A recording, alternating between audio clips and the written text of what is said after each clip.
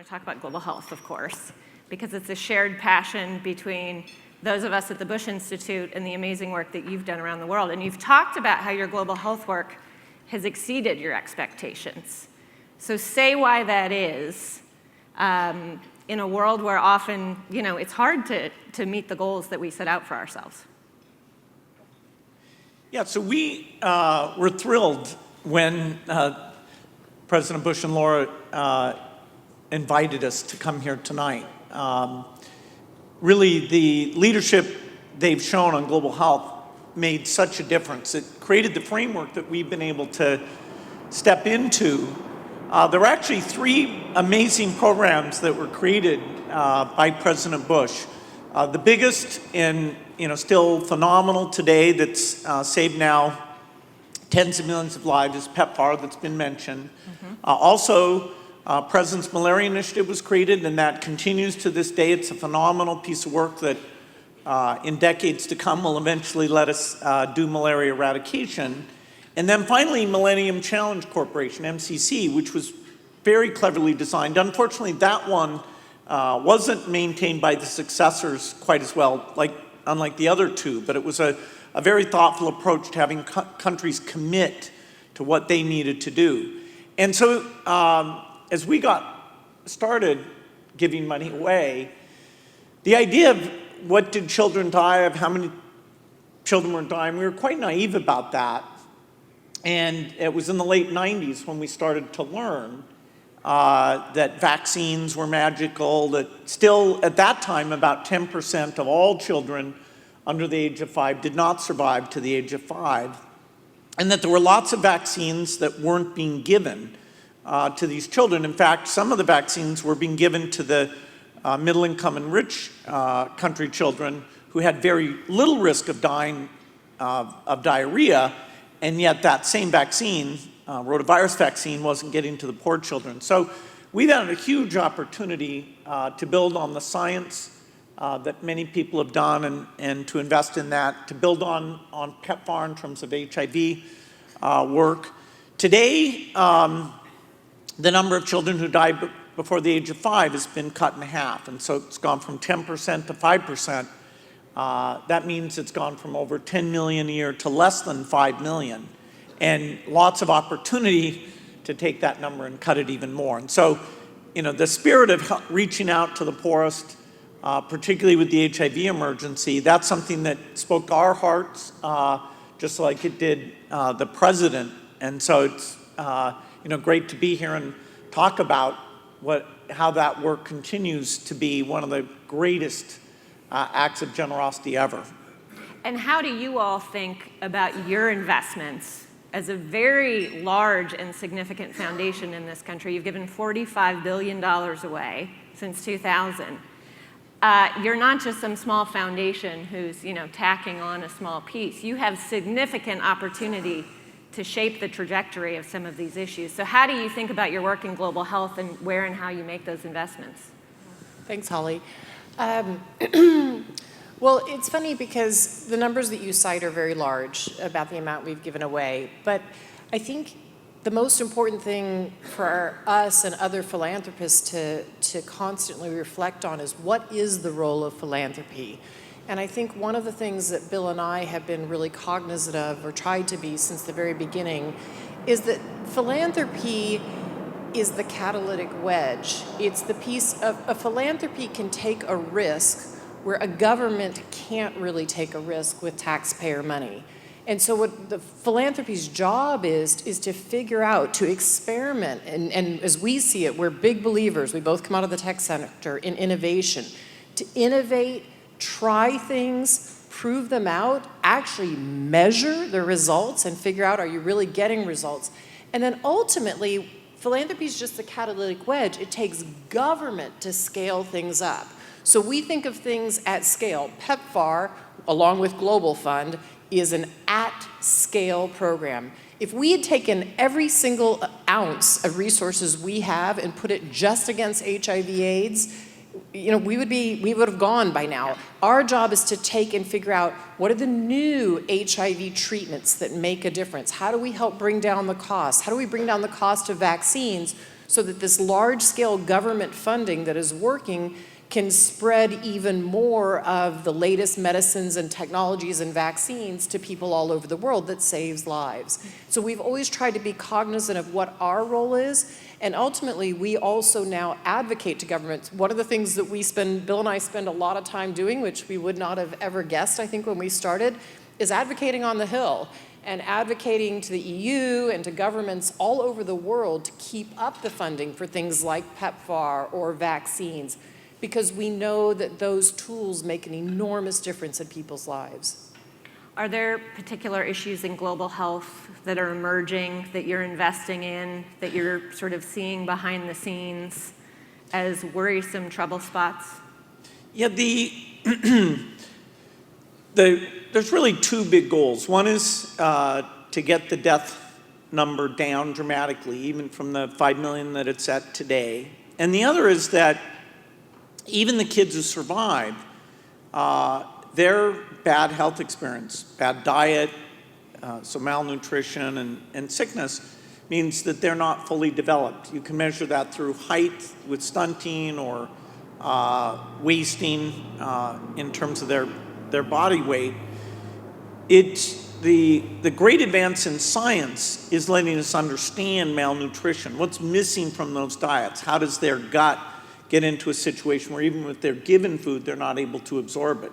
And so our belief is that by having kids grow healthily from literally day one, if you get off that growth path, that's where you're most vulnerable to these diseases. And so the big upside is the innovation. And we can have very ambitious goals. Polio is a disease that's almost eradicated. A few more years, if people stay committed, we ought to be able to achieve that. And eventually all these diseases, we ought to be able to bring down the levels so that kids in poor countries have no more chance of dying or being malnourished than in rich countries. The only thing that I would say is negative, because time is on our side with innovation, and these countries over time get so they can fund these things themselves. The world is turning inward somewhat. And so as the world goes out to raise money for a global fund, which is the multilateral, the multi-country version of PEPFAR that the U.S. is by far the biggest donor to, giving a third of it. Right now, we're a bit worried that commitment, with the focus on Brexit or national issues, won't be there. And so we have to remind people about the great success and make sure that the U.S. and Europe stay committed. In fact, we were talking with the president tonight about, who's still energetic, who remembers how great this program is, how do we make sure that people keep the faith of what he got started. I think one of the other things to understand a little bit about our foundation is, so as like the gut microbiome is a really interesting scientific area right now, and lots of companies are going after it and looking at that, but they're looking at it for good reason at obesity in the United States or in other places in the world. But what we do is go incent those companies to look at the gut microbiome and to study it for undernutrition, which most low-income people around the world are facing poor microbiome for nutrients. So any of the things that we work on, whether it's vaccines, we go, for instance, to the pharma companies, and where they're working on vaccines, maybe for the rich world, because that's where they make their money, we incentivize them to work on vaccines for the poor world too, because that is where society and capitalism leaves behind a lot of low-income people. I want to talk about women and girls, which, Melinda, I know is a passion for you, and I know you have a book coming out on this topic. So tell us what inspired you to write this book. Yeah. What's behind it? Thanks. So I have a book coming out April 23rd. Please go online and order it or go to Barnes & Noble. It's called Moment of Lift. And what inspired me to write this book is over 20 years of travel for the foundation. I have been lucky enough to travel to many, many, many places in the world, in many countries in Africa and communities. And when I would be there, and Bill and I we travel often to different countries, we often are meeting with government leaders, we're meeting with scientists, we're meeting with advocates, but it's so important to meet with people who are in slums and in villages. And if I've gone in, I usually go in as a Western woman in a pair of khaki pants and a t-shirt. They don't know where I'm from in the United States. And just that I'm there to listen and to see if there's any way we might help. And I learned so much from the women I've talked to who invite you in their homes or on a mat in the village. And they've inspired me. They've called my life to action. And by telling their stories, I hope to call others to action. So that's the purpose of writing the book. Good. I was looking at your annual letter, which you all, it's such an interesting read to look at all of your annual letters. And in this year's letter, you talked about the nationalist case for globalism. We had a lot of conversation about this topic today. And I'm curious as to your point of view on how that argument plays today and sort of how you talk to Americans about making the nationalist case for globalism.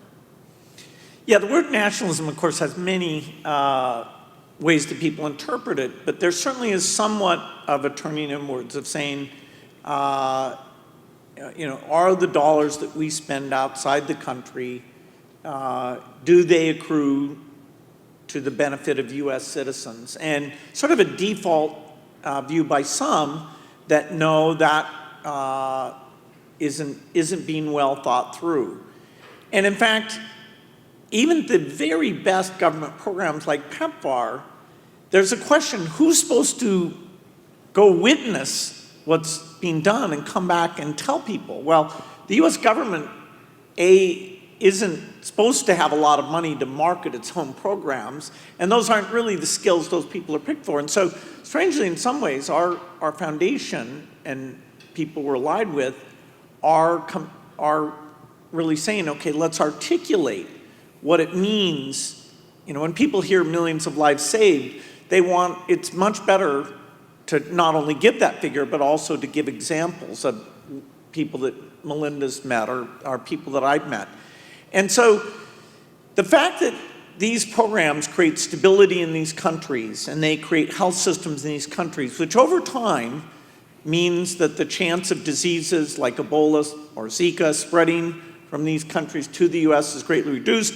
The chance of having to deploy the military, whether it's a Iraq-type situation or when the Ebola outbreak took place, eventually the U.S. did, which was great, did have to invest a lot because the world looked to our leadership to step in there.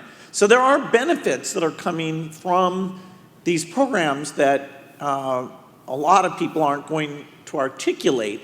And they really are, if you look at how people admire the U.S. And how much domestic money is now being put in to these same things, the success is pretty unbelievable. And so people ought to be proud of that. Every citizen of the country should be proud of what the country stepped up and did under President Bush's leadership. How do you two balance your interests in leading the foundation? Has that changed over time, or have you always had a good way of thinking about how you want to invest in issues that you care about? Well, ultimately, the foundation is a reflection of our values as a couple. And by starting with that mission that all lives have equal value, we are constantly trying to live that out through the foundation. And so certainly we show up, I think it's like good parenting. You show up with a common point of view inside the doors, and anything that you don't agree on on the specifics. And it's never that, okay, one of us wants to do malaria and one of us wants to do tuberculosis. It's not that. Those decisions have come easily. But you have all these decisions to make about how you spend the money. How much of it do you spend on upstream science versus how much do you spend on the pain and suffering of today, and how's that balance work? So if we ever have small disagreements about those issues, we always work it out at home because you want to show up with a very unified front. I think over the years, Bill's now been retired from Microsoft. You're coming up on 11 years this summer. Over the years, we both have had more time to spend on the foundation. We have 3 children. Our oldest daughter is now out of college on her way to med school. We have a son who's a freshman in college, and we have a daughter who's 16 and in high school. And so as they've gotten older, we've both had more time. Bill's had more time with his retirement from Microsoft. And so what it's allowed us to do is we always want to be learning the same things so that we share topics. If I go out in the field, the first person I want to come home or call on the phone and talk to about is Bill, and likewise. And if he's learned a new science topic or I've learned a new science topic, the person I want to come home and talk to about is Bill. So we come with these shared visions and points of view. And then I think over time we've learned this dance a little bit more about, well, who's going to lead on which things. So Bill is absolutely the leader on polio. I completely agree with trying to eradicate polio from the planet, but he's the lead on it. And he absolutely believes in the thing that I lead on, which is family planning. I think I have a bit of a different voice in it because I am a woman. And so we support each other in some of those roles. But it's kind of like a good dance. You just learn how to do it and you enjoy it. And even certain meetings we do, even certain leadership meetings, like a leader, a president, or a prime minister of a country these days, one of us might go in and meet with that leader, and then 6 months later it's the other one. So we are constantly handing to one another the baton, and even who can show up at which particular trip. In fact, this is kind of rare, to be honest, for us to both be on stage together. And it's nice. And I think as the kids get older, we'll get to go more places together. But just with raising 3 kids, one of us would have to be on the road and one would be home. Yeah. Bill, did your perspective change at all in the work when you retired from Microsoft and started doing this work full time? Well, I was very lucky that, the foundation got substantial funding in the year 2000. And so there were 8 years there where a person who'd been at Microsoft, Patty Stonecipher, that Melinda and I knew and trusted, and my dad basically ran the foundation. And we were part-time, partly because the kids were younger and I was still at Microsoft. And so that we got a sense of it. We were still approving all the big projects. I was able to get some time to learn the science. And so by the time I switched to be full-time, fortunately, we had enough projects and the scale was such that it really was, could grab full-time attention. And, we had the experience of those previous 8 years. So we had some really good people who got us going. The understanding of how to work with governments in Africa, we're still learning about that, and there's 54 countries there. Each one is a bit different, and it's tricky. In the long run, the government really has to take charge of these issues, even in time funding all the HIV and malaria and other health needs. In some cases, that's clearly going to be many decades, even if you help them along that path. So the sophistication on the science and the delivery things, that's just been a huge journey. And the difficulty of delivery, I'd say getting there full time helped us see more about why some countries were doing really well and some countries were not really doing well. And one of the things that we talk about with the foundation is that we are on a learning journey as a couple and as a foundation, and we should never stop learning. And so, in fact, one of our heroes in global health, a guy named Bill Fahey, who's at Emory, says that certainty is the death of a foundation. And I think he's absolutely right. You have to constantly be learning and thinking and measuring and innovating. Like one of the things when we got started in philanthropy, I mean, think about it, I'm guessing everybody in this room probably has a cell phone on them tonight. And most of you probably have a smartphone. I mean, that tool didn't exist when we got in the field of philanthropy. And now we can be out in some very remote part of Bangladesh or in remote Senegal, and there is no running water, there is no electricity, and somebody's cell phone rings, right? And so and the power that tool gives us and the access it gives us for making sure that people have information, if you make sure that it's equally done so that women and men have access, and even a digital bank account, which is spreading all over the world now, for a woman to be able to save, a man or a woman, but a woman to be able to save $1 a day, $2 a day, when she's not she can't go to town. She's not welcomed in town at the bank. The money gets stolen from her. Her husband dies and her brother-in-law steals it. So she can save and start to plan for the future. Or her husband goes and gets a job and sends it home. There are all these new tools and science that has come along, like the gut microbiome. And so we are constantly trying to learn and stay ahead of those fields and then push those fields so that they benefit everybody, and particularly low-income people. So I want to finish up talking about the future. And first I want to talk about Africa, which we've talked about a lot tonight. But by the end of the century, Africa is going to be home to 1 of every 3 young people on the planet. How does that inform your work and your investments? Yeah, it's a huge challenge that the places where babies will be born are increasingly the toughest places in the world. The number of babies being born has peaked and is going down slightly, but the portion that are born in Africa will go over the course of the century from about 22% today to about 50% by the end of the century. And that, Africa today is only a billion of 7.3 billion people. So the fact that that's where half the children will be born by the end of the century speaks to this issue. And even within Africa, it's places like Niger, the north of Nigeria, where you'll still have a lot of kids being born. And so, we have to help those governments get their primary education right, get all the things that we take for granted. Fortunately, some countries are graduating, China, Brazil, Indonesia, even India. Things are going well enough that they'll be able to support almost all of their own needs. And so Africa, it's primarily Africa with a few additional countries where all the foreign aid and philanthropy can focus in because of the success in most of Asia and Latin America with these very tough issues. One of the things that surprised us when we got into this work, and I think is worth mentioning tonight, is that as you save these children's lives, that is, as Bill said, death rates of children under the age of 5 have been cut in half.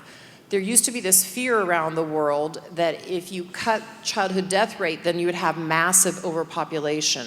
But luckily, the converse is true, that parents in these low-income settings, they are making basically an insurance bet. They want to know that several of their children will survive till adulthood. So as they can see that their children survive, they actually will they want to bring down the number of kids that they have. But today there are still many, many places like northern Nigeria or Niger that you go, where if you sit in a village, and I've done this, and you sit and there's maybe 150 women, the men have gone back to the fields to work, and you stay and talk to the women and you say, how many of you know a woman who's lost a child in childbirth? Literally every single hand will go up. And then if you say, how many of you have lost a child in childbirth? You'll still see about 40% of the hands go up. So they've seen so much death with children, they're having a lot to make sure few survive. And yet women will say to you over and over and over again, I want to have fewer children, but what happened? What happened to that clinic that used to have contraceptives for me? What happened to the fact that, okay, the clinic's still there, but there's no supply of what I want to use? And so one of the things that we have gotten deeply involved in is access to contraceptives, because 220 million women are telling us they want access.